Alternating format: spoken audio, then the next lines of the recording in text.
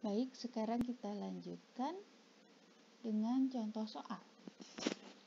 Pada tanggal 31 Desember 2013, rekening saldo piutang menunjukkan jumlah 7.500.000. Jadi artinya piutang perusahaan kita 7.500.000. Kemudian perusahaan sudah membuat cadangan kerugian.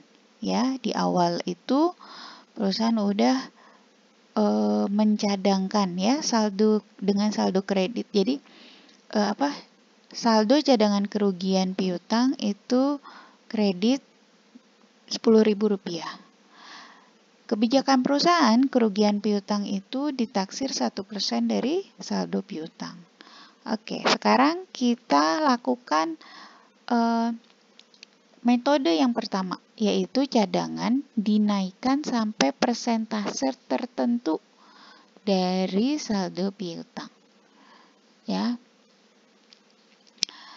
Nah, gimana caranya?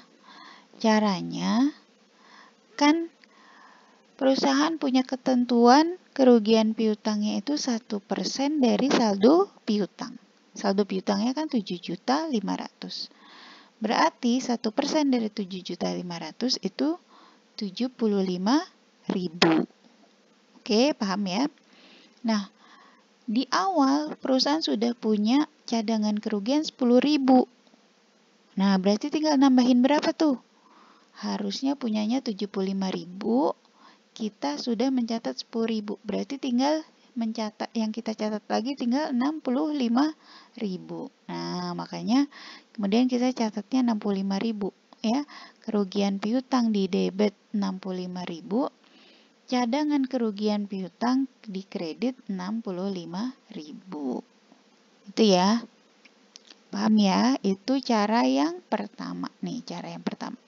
Cadangan dinaikkan sampai persentase tertentu. Ya, persentase tertentunya berapa? Ya sesuai dengan kebijakan perusahaan atau sesuai dengan soal. Kalau di sini 1% dari 7.500.000. Sekarang kita ke cara yang kedua. Di cara yang pertama ya dulu ya, masih ya, nih ada. Jadi, di dalam neraca itu posisi piutangnya itu seperti ini. Piutang dagang 7.500.000. Ya, ini dari ini soal. Kemudian karena tadi cadangan kerugian piutangnya udah dari 10.000 di awal, ya, di soal ini 10.000 di awal. Kemudian kita tambah 65.000, kan berarti udah 75.000. Berarti cadangan kerugiannya 75.000. Jadi istilahnya kita punya piutang kita 7.500.000, kita sudah cadangkan ya, kita istilahnya siap-siap nih piutangnya nggak ketagih sebesar 75.000. Berarti nilai piutang kita dianggapnya hanya 7.425.000. Ini yang istilahnya kita optimis bisa tertagih. Ya, tapi nulisnya di neraca harus seperti ini. Ya, piutang dagang 7.500.000-nya harus ditulis, terus cadangan kerugiannya juga harus ditulis. Ya, sifatnya mengurangi piutang dagang. Kemudian nilai bersihnya nih 7.500.000 dikurangi 75.000 harus ditulis juga ada 7.425.000. Jadi orang yang baca neraca itu ngerti. Nah, sekarang pakai cara yang kedua. Ya, cara yang ini. Cadangan ditambah dengan persentase tertentu.